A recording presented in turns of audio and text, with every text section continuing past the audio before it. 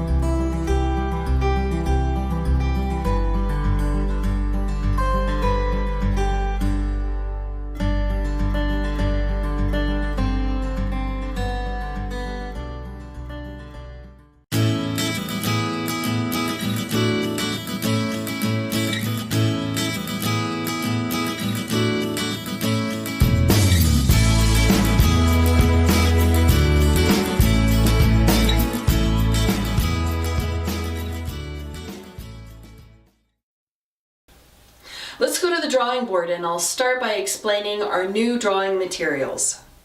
Quick sketching and spiral sketch notebooks go hand in hand. You work through the notebook from the front to the back, but for this technique I recommend using paper that's not attached inside of a spiral notebook because the paper is not meant to be removed and we need to prepare multiple sheets of paper before we start. Individual sheets work better so that we aren't working on top of prepared sheets.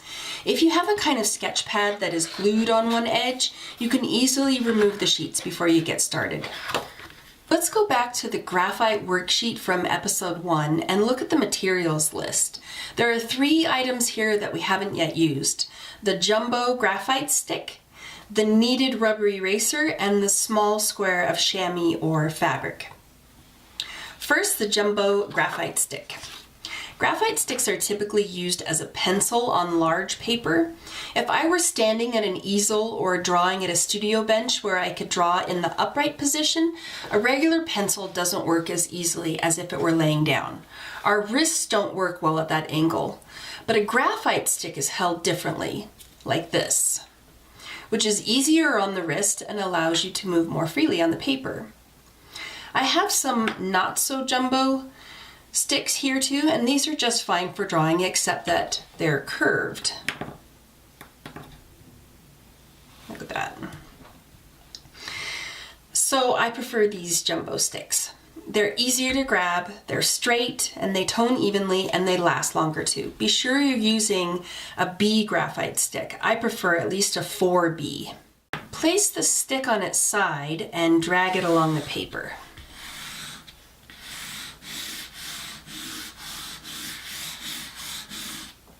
And now we need to blend this graphite. Chamois is very soft leather that easily picks up and deposits graphite, blending very nicely on the paper. But I've got these vegan options too that work quite well. This is a piece of soft baby flannel from my fabric box. And this is one of those pieces of cleaning cloth that's meant to clean eyeglasses. It works really well, so use one of these if you've already got one. Wrap it around your fingers and rub the graphite area as well. You may have some uneven areas, but just do the best you can without aiming for perfection. And finally, we're going to use an eraser. I have not included an eraser up until now because we can leave any errors in quick sketching. It's better to move on to a new sketch than to take the time to correct one. The point is to sketch quickly, not perfectly. But this is a unique eraser that is used differently than most erasers. This is called a kneaded rubber eraser because you will knead it in your hands, softening the eraser, making it pliable, shapeable, and always revealing a clean, slightly sticky surface that can effectively remove graphite. Take the eraser out of the package and work it in your hands by pulling and folding. It works a little bit like silly putty by lifting the graphite off the paper. Shape the eraser to whatever shape you need. Make it big or a little shape, and then press and lift, or press and drag. But don't rub back and forth. The tackiness will allow you to lift without rubbing the paper.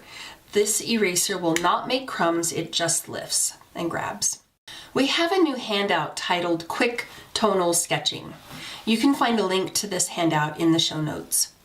The technique is nearly the same as regular quick sketching, but we have a new step at the beginning and also at the end. You'll first tone your paper and blend with your chamois or soft cloth. Then you'll lightly draw the basic shapes of the object, draw in the contour, fill in the darkest darks and the medium tones. The tone of the paper will serve as an additional tone. Use a stump to blend, and last, use the kneaded eraser to clean off graphite and reveal the white of the paper as the lightest tones. This last step really pulls the drawing together and creates more dimension than regular quick sketches. Let's do some sketching. I've toned several sheets of paper in advance. I've toned the whole paper before, but I don't care for the mess that it makes. Just know this is going to be a little messy, but I feel it's a little tidier if I make some defined shapes to tone inside of. I've cut out some heavy paper in different sizes that are easy to mat and frame. These small shapes are for 1 to 2 minute sketches, and the larger ones are for when you allow yourself more sketching time. You can put 2 small shapes on 1 page.